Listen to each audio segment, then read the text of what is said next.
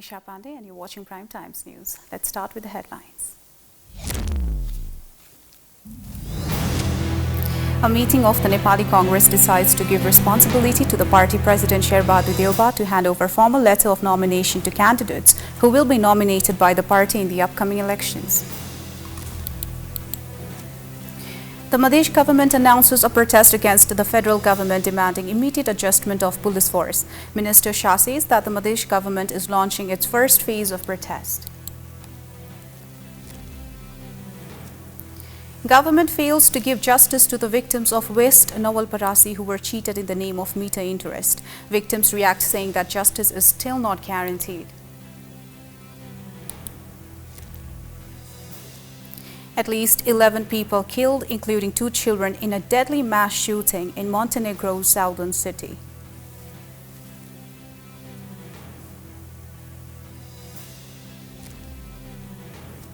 And the newly appointed head coach of the national cricket team, Manoj Prabhakar, arrives in Nepal.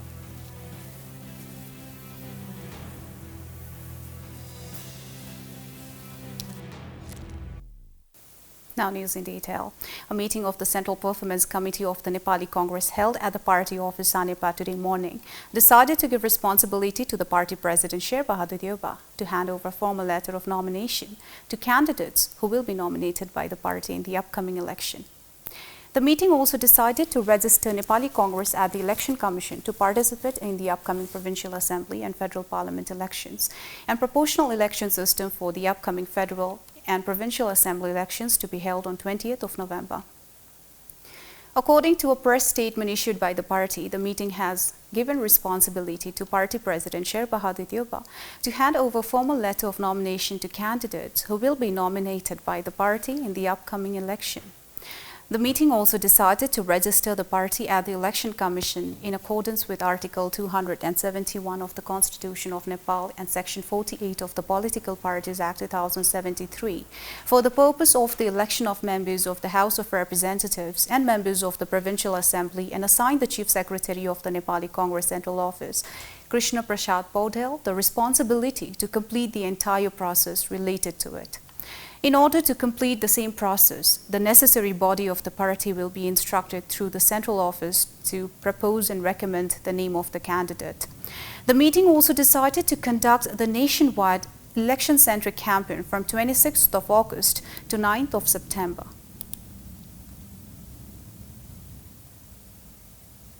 Nepal recorded 263 new cases of COVID-19 along with 501 recoveries and 2 deaths from the deadly virus today. As many as 3,165 samples were tested for COVID-19 on the day. Of them, 162 PCR and 101 antigen tests turned out to be positive for the deadly virus. There are currently 5,499 active cases of COVID-19 across the country. Among them, 5,228 are in self-isolation, 206 in institutional isolation, 61 in ICUs and 4 on ventilators. So far, 11,986 people have died from the virus across the country. Meanwhile, the Kathmandu Valley recorded 94 cases of COVID-19 on Saturday. Of them, 47 cases were recorded in Kathmandu, 6 in Bhaktapur and 41 in Lalitpur districts.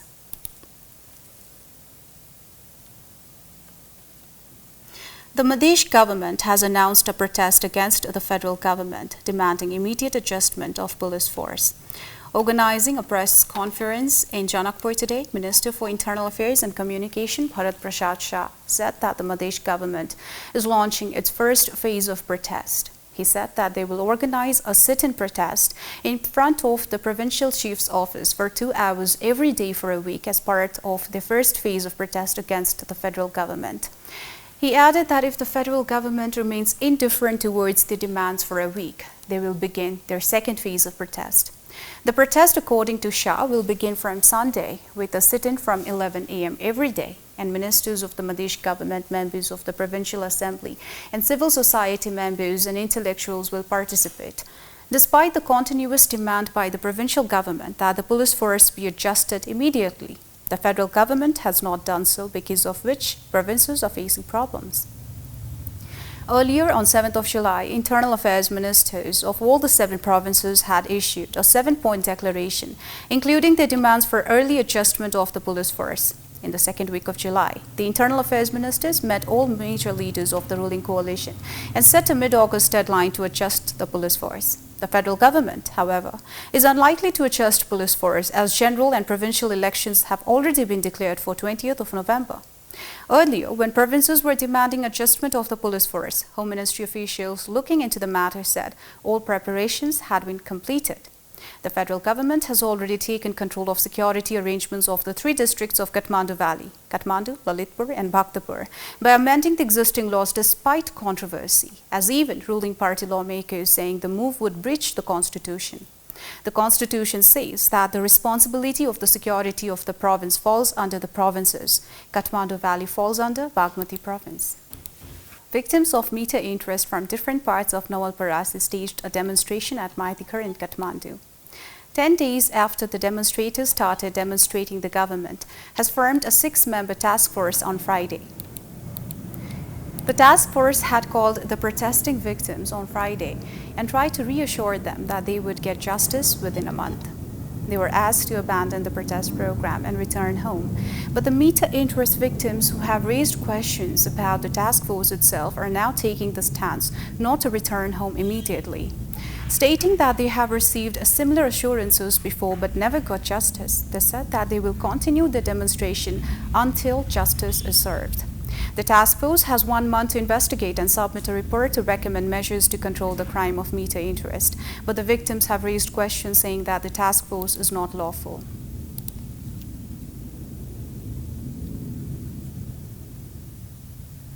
Due to the lack of paddy fields, the yak rearing business in Bhojpur is in crisis.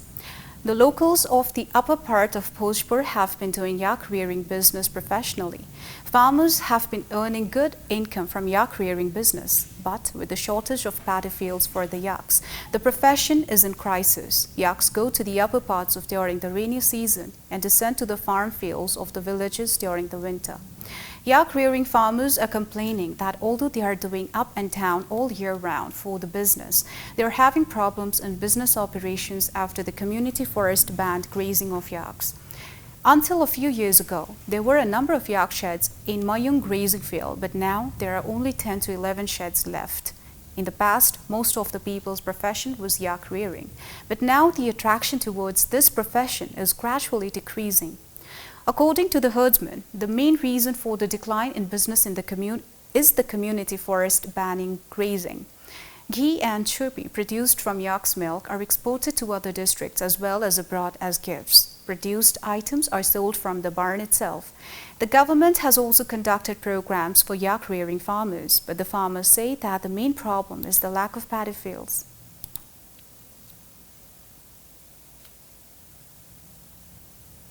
CP Maoist Center Chairperson Pushpakamal Dahal Prachanda has expressed his confidence that his party will take leadership of the country again. At the 7th Annual General Meeting of the Post Bahadur Bogati Memorial Foundation organized at the party's central office today, Chairperson Dahal viewed that if his party unites and would move forward acknowledging the public sentiments, his party would reach the leadership position yet again. Calling for unity among the people and group having the similar ideologies, Dahal argued that the need of the hour was to move forward, uniting all the leftist ideologies. Furthermore, the former Prime Minister claimed that he had not seen any in his party and leadership among the people at home and abroad, and stated the people have deep faith and trust in the role played by his party in the past. According to him, more and more people are attracted to his party lately and joining the party. He admitted that the May 13th local levels election result was poor due to lack of uniformity in ideologies and practices within the party.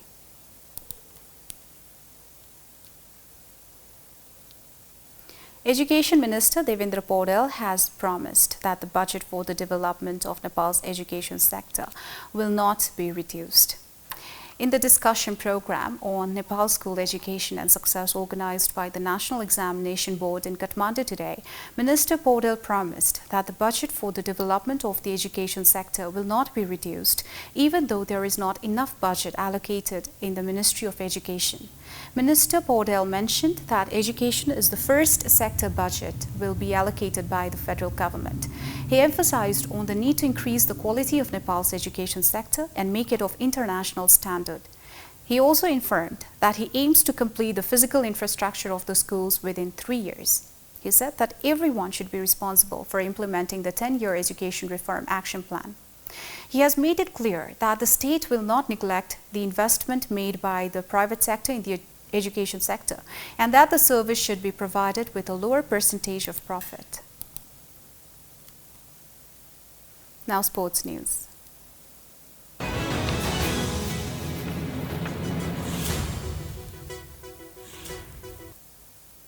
Manoj Prabhakar, the newly appointed head coach of the national cricket team, arrived in Nepal today.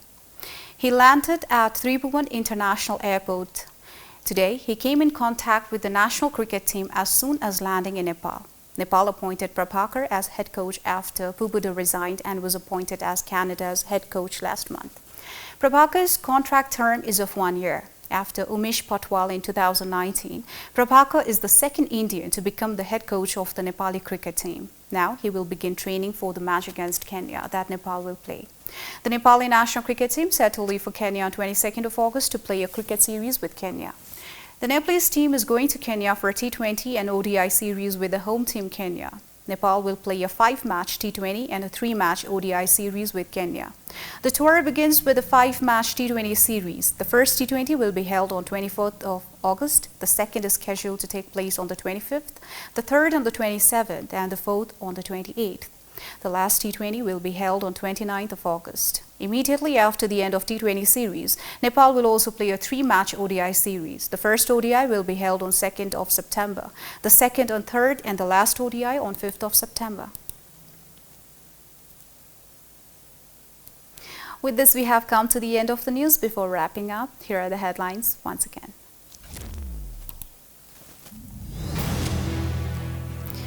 A meeting of the Nepali Congress decides to give responsibility to the party president Sher Bahadur Deuba to hand over a formal letter of nomination to candidates who will be nominated by the party in the upcoming election.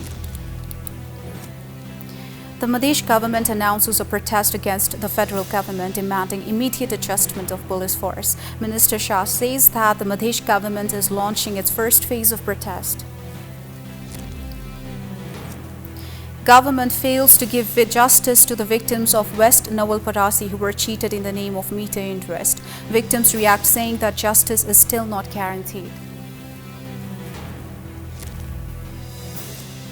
At least 11 people killed, including 2 children, in a deadly mass shooting in Montenegro's southern city.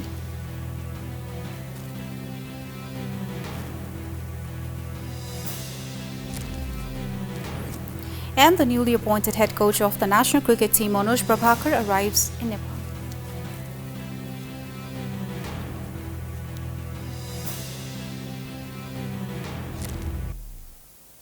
That's it for tonight. Thank you for watching Prime Times News.